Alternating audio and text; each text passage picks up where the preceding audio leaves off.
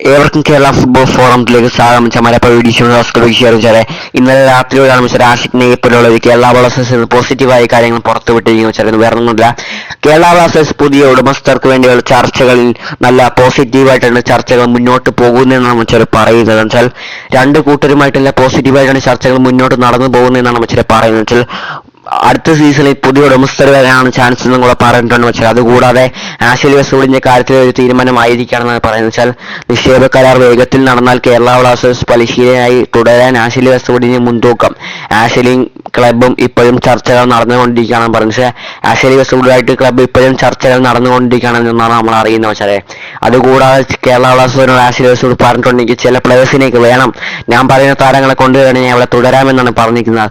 അതുകൂടാതെ കേരള ബ്ലാസ്റ്റേഴ്സ് ചില താരങ്ങളെയും കൂടെ നോട്ടമിട്ട് വെച്ചിട്ടുണ്ടെന്ന് പറയാം. അത് ഇന്ത്യൻ പ്ലേയേഴ്സ് ആണോ ഇനി വിദേശ താരങ്ങളാണോന്നും അറിയത്തില്ല. പക്ഷേ ഒരു ഏതൊക്കെ താരങ്ങളെ ലിസ്റ്റ് ചെയ്ത് വെച്ചിട്ടുണ്ടെന്ന് മാത്രമാണ് ആഷിഖ് നെയ്യ് പറഞ്ഞിരിക്കുന്നത്. അത് ആരൊക്കെയാണെന്ന് പോലും പറഞ്ഞിട്ട് വെച്ചേ. അപ്പം അത് വരും ദിവസങ്ങളിൽ അതിനെക്കുറിച്ചൊരു തീരുമാനം വരുമെന്നുള്ളതിൽ യാതൊരു ഡൗട്ടും വേണം വെച്ചാൽ.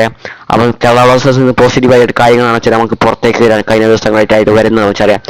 അതുകൊണ്ട് ആ താരങ്ങൾ ആരാണെന്ന് നമുക്ക് കാത്തിരുന്ന് കാണാൻ വെച്ചാൽ. ഏതൊക്കെയോ താരങ്ങൾ കേരള ബ്ലാസ്റ്റേഴ്സ് നോട്ടമിട്ട് വെച്ചിട്ടുണ്ടെന്നാണ് ആഷിഖ് നെയ്യ് പോലെയുള്ളത് പുറത്തേക്ക് പറയുന്നത് വെച്ചാൽ. അപ്പം മറ്റൊരു വീഡിയോ കാണുന്നത് ബൈ ഫുട്ബോൾ ലോകം.